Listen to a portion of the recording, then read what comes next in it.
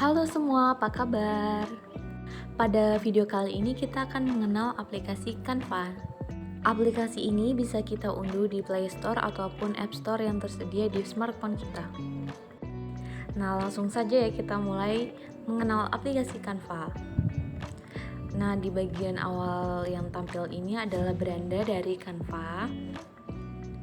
Di Canva ini sudah disediakan berbagai macam template dan juga ukuran sesuai dengan kebutuhan yang kita perlukan. Nah, pada video kali ini kita menggunakan aplikasi Canva ini untuk membuat cerpen melalui Canva, kemudian ada juga storyboard yang nanti kita buat juga lewat Canva, dan juga yang terakhir ada digital storytellingnya yang kita kembangkan. Kita langsung saja ke langkah yang pertama ya, kita belajar untuk membuat cerpen lewat Canva, yaitu dengan cara membuka dokumen. Nah, dari semua template yang tersedia ini nanti kita pilih aja yang buat desain kosong. Setelah desainnya terbuka, kita bisa menyesuaikan apa-apa saja yang kita perlukan. Di sini kita bisa mengaturnya sesuai kebutuhan kita, seperti penggunaan jenis font, ukuran font, kemudian ada pemparagrafannya dan lain-lainnya.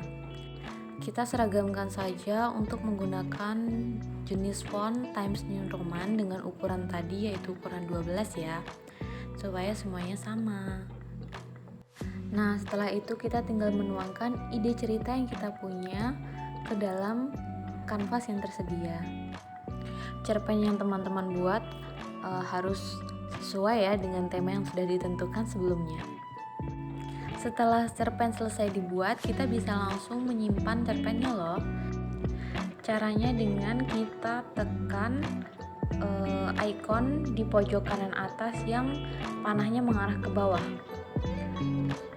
Nah, kemudian kita tunggu sebentar. Nah, kita pilih jenis filenya PDF, kemudian ukurannya 4, lalu kita bisa unduh. Nanti setelah terunduh, filenya akan tersimpan di file manager di smartphone yang kita gunakan. Berikutnya adalah cara untuk membuat storyboard. Kita pilih tanda tambah yang warna ungu di tengah di bawah tadi, terus kita pilih ukurannya. Kita pakai yang dokumen A4 vertikal ya. Masih sama seperti tadi, kita hanya menggunakan desain kosong tanpa template. Kemudian kita pilih bagian elemen. Nah, di bagian elemen ini kita pilih bagian bentuk yang ada di atas. Nah, dari semua bentuk yang tersedia, kita pilih aja yang bentuknya kotak. Oke, yang ini ya. Nah, setelah itu kita sesuaikan dengan kebutuhan kita. Kita tinggal atur-atur aja gimana mau ukurannya seberapa atau bentuknya seperti apa, terus kita susun di kertas A4-nya. Setelah dirasa ukurannya pas, kita langsung menyusun gambar-gambarnya. Jadi kita sesuaikan rancangan yang ada di kepala kita ini sesuai dengan narasi dan juga dialog yang ada di cerpen. Jadi guna dari storyboard ini untuk menjembatani imajinasi kita antara pembuatan digital storytelling dan juga cerpennya. Jadi cerpennya itu kita buat menjadi produk audiovisual supaya teman-teman kita mudah mengerti seperti apa rancangan produknya. Kita buatlah digital storytelling ini agar kita bisa saling memahami. Setelah tadi kotak-kotaknya kita susun-susun menjadi sebuah gambar, kita berikan keterangan untuk setiap kotaknya. Jadi nanti kita kasih label A, label B, label C. Kemudian nanti di sebelah kotak ini kita kasih keterangan. Nah, dari keterangan itu kita bisa tahu kalau A itu siapa, B itu apa, C itu tempat atau bagaimana. Nah, kemudian nanti di samping keterangan itu akan ada kutipan cerpennya. Jadi nanti ada 3 baris. Baris pertama itu gambaran dari storyboardnya, kemudian ada keterangannya, kemudian ada kutipan dari cerpennya. Nah, itu akan dilakukan secara bertahap mulai dari atas sampai nanti terisi penuh, kemudian kita bisa menambahkan halaman lagi.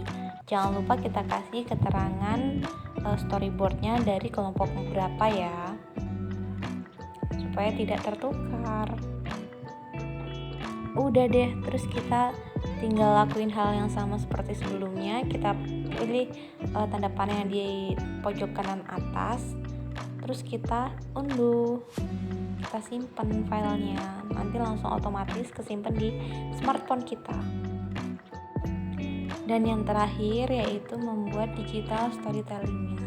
Untuk digital storytellingnya ini kita memilih bagian presentasi, kemudian dengan langkah yang sama kita pilih halaman kosong.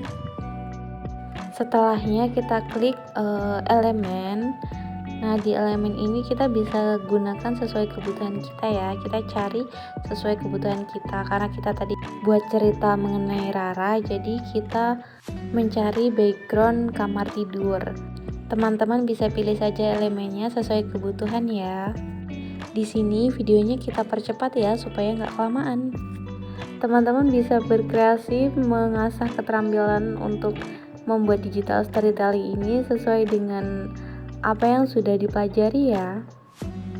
Oh ya, dalam hal ukuran elemen juga dipertimbangkan skalanya. Jangan sampai nanti terdapat perbedaan antar elemennya. Nanti ada yang besar, ada yang terlalu kecil. Jadi porsinya dipaskan ya. Di sini kita juga bisa menambahkan animasi masuk atau keluar untuk setiap elemennya loh. Nah, tinggal ikutin aja step yang ada ya. Jangan lupa kita tambahkan narasi dari teks cerpen yang sudah kita susun sebelumnya. Setelah itu, kita bisa lanjutkan ke halaman selanjutnya, yaitu dengan menambahkan halaman. Nah, di antara dua halaman tersebut, di tengah-tengahnya ada tanda plus yang berwarna ungu. Nah, jika itu ditekan, kita bisa menambahkan transisi untuk setiap halamannya. Kemudian untuk menambahkan suara, kita bisa pilih bagian unggahan, kemudian kita pilih bagian audio. Jika kita sudah pernah mengunggah filenya, akan tersimpan di audio. Jika belum, kita tinggal pilih klik unggah file yang tadi ya.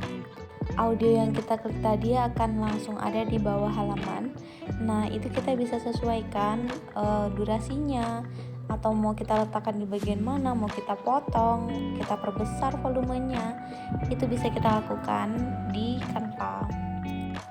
Teman-teman juga bisa membagikan proyek di Canva ini dengan rekan satu tim dengan cara membagikan tautan.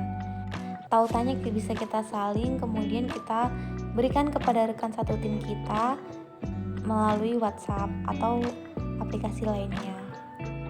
Sedangkan untuk menyimpannya, kita bisa pilih bagian unduh, kemudian kita simpan dengan format MP4. Nah, itu kan di PDF standar, kita ubah menjadi video MP4. Nah, setelah itu kita unduh. Selesai, nanti unduhannya akan langsung tersimpan di smartphone kita. Semoga mudah dipahami ya. Terima kasih.